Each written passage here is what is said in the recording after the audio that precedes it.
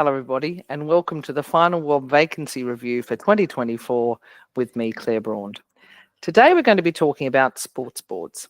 Last week I had the pleasure of attending a Sport New South Wales lunch. I was a presenter at the lunch, as were two really fine sportswomen themselves. Beck Rippon, who's the coach of the medal-winning Australian women's water polo team, who was being interviewed by sports commentator Steph Braund. So it was a fabulous interview.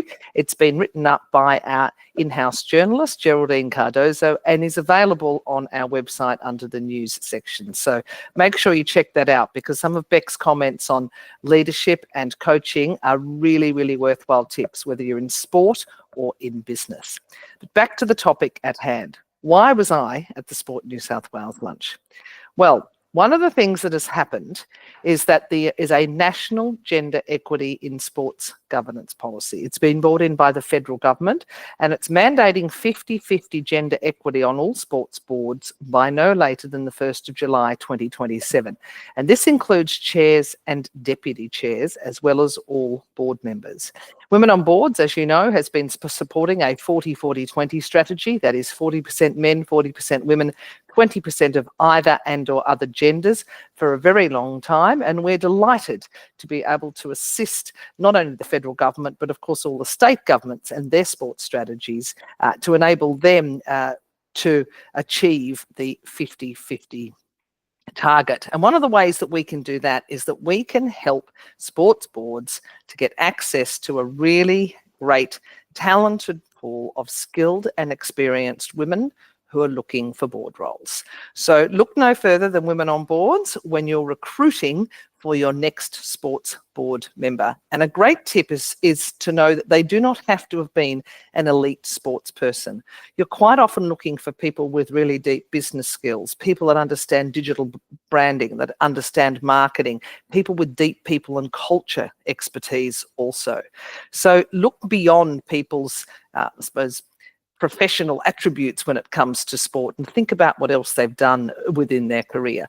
Of course, as in all things, and particularly in the sports sector, you do have to have a natural affiliation, interest in and keen understanding of sport, but who in Australia doesn't do that? Very few people. Today we've got some vacancies on the Women on Boards website to show you. We've got the Bendigo Stadium Limited. That is, of course, one of the largest stadium in Bendigo, Red Energy Arena, as it's tagged, and they are looking for some board members. They want demonstrated experience and qualifications in business governance, strategy development and financial stewardship, good communication and interpersonal skills, and previous experience in non-executive board roles. That is a remunerated position, and the closing date is the 13th of December. So you'll need to get your skates on for that one. When we move north, Softball Queensland Inc., and it's inviting accomplished executives with proven expertise in strategic financial planning to join their board as an independent director. And they're looking for somebody with senior executive experience, with a strong background in strategic financial planning and risk, and a commitment to promoting and advancing the sport in Queensland. Prior board experience is desirable, or serving on advisory committees, but I would say not essential in this instance as well. It is an unpaid role after all. And finally, one of my favourites, I am a croquet player from way back, and the Australian Croquet Association is looking for 2 non-executive directors, experienced individuals, to join their board.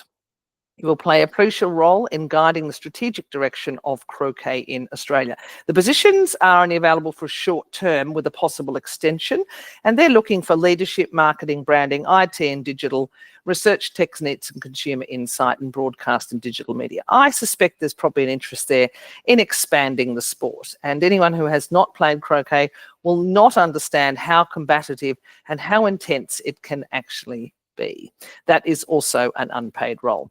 Anyone who wants to know whether our vacancy board is any good, were delighted recently to host a WOB chat with Neil Martin, the former co-chair of Swimming Australia, who wrote, "WOB is undoubtedly, in my opinion, a leader for recruitment of women to sports boards. The quality of their candidates and client service is excellent. I would thoroughly recommend them to all seeking quality candidates."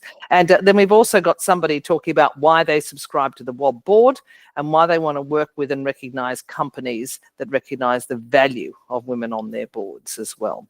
So in all things, if you are looking for a board or committee role or wanting to post a vacancy, look no further than the Women on Boards Vacancy Board. You can find it on our website, www.womenonboards.net, and we are always here to help. Thank you, and let me take this opportunity to wish you all a very safe and happy Christmas. Thank you.